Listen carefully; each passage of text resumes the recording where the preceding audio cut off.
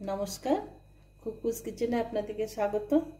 আজকে ভাবছি একটা ভুজিয়া বানাবো। সেই জন্য আলু, কপি, মটরশুঁটি, ধনেপাতা, কাঁচা লঙ্কা, পেঁয়াজ, ডিম, এটা আপনারাও নিশ্চয়ই মাঝে মাঝে বানিয়ে খান। আচ্ছা, আমার তেল গরম হয়ে গেছে, একবারে রান্নাতেই চলে যাই। তেল গরম হয়ে এসছে।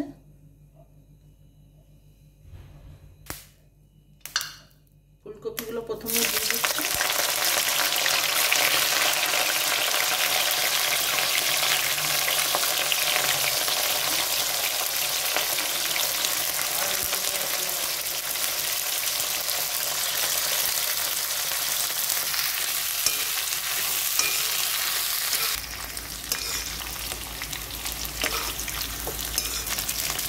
ফুলকপিগুলো আধ ভাজা হয়ে গেছে, আমি তুলে রাখছি। একসঙ্গে দিলে সব গলে যায় বলে আমি ফুলকপিগুলোকে একটুখানি ভেজে নিলাম।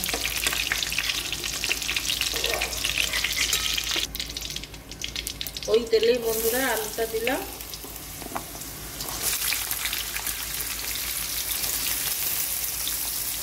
আপনারা হলুদ দিতে পারেন ইচ্ছে গেলে, আমি হলুদ দিচ্ছি না, তবে নুন দেবো এখন একটুখানি।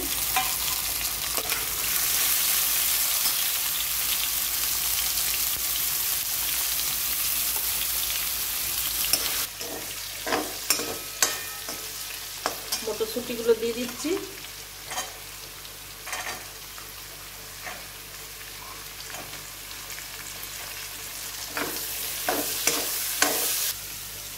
এবারে পেঁয়াজগুলো দিয়ে দিচ্ছি।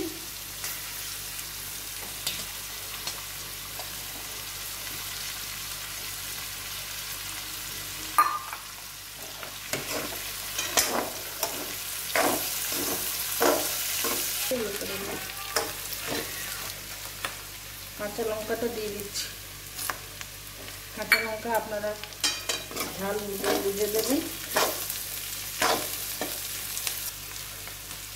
এবারে ফুলকপিটা যেটা ভেজে রেখেছিলাম আধ ভাজা করে, সেটাও দিয়ে দিচ্ছি। অনেক সময় বাড়িতে লোকজন চলে এলে কী করবেন, সেই হিসেবেও বন্ধুদেরকে এরকম খাওয়াতে পারেন বা রুটির সঙ্গে নিজেরা খেতে পারেন। গোলমরিচগুলো দিয়ে দিচ্ছি।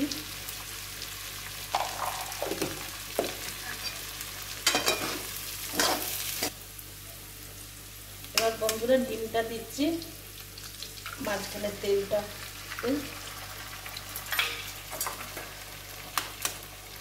আপনার যতটা ডিম দরকার সেটা যদি কমও থাকে তাতেও কোনো অসুবিধা নেই।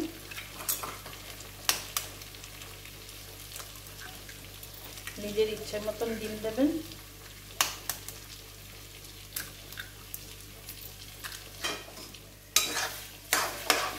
এবার এটা মিশাচ্ছি।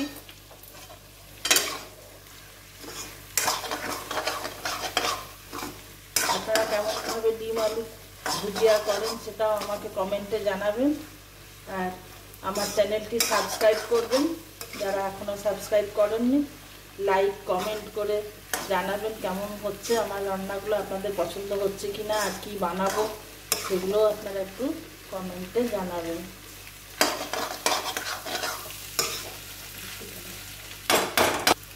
শেষে ধনেপাতাগুলো দিয়ে দিচ্ছি।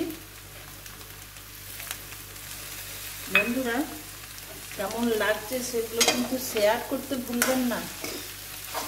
শেয়ার করে সবাইকে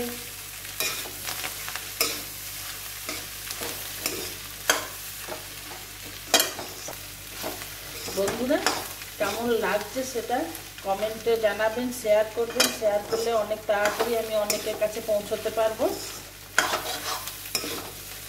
আচ্ছা, আমি একটু অল্প নুন দিচ্ছি, কারণ ডিমটা দেওয়ার পরে আমি নুন দিইনি। প্রথমে দিয়েছিলাম আলুটা ভাজার সময়।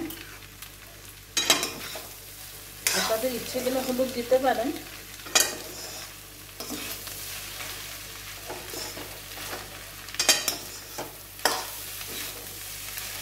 ধন্যবাদ বন্ধুরা, আমার সঙ্গে থাকার জন্য। আর আমারও একদিকে এটা রেডি হয়ে গেল, ডিম আলু কপি মটরশুঁটি দিয়ে যে ভুজিয়াটা বানালাম। কেমন লাগলো জানাবেন, আপনারাও বাড়িতে বানাবেন যদি না বানিয়েছেন কোনো সময়। চলুন, ধন্যবাদ বন্ধুরা।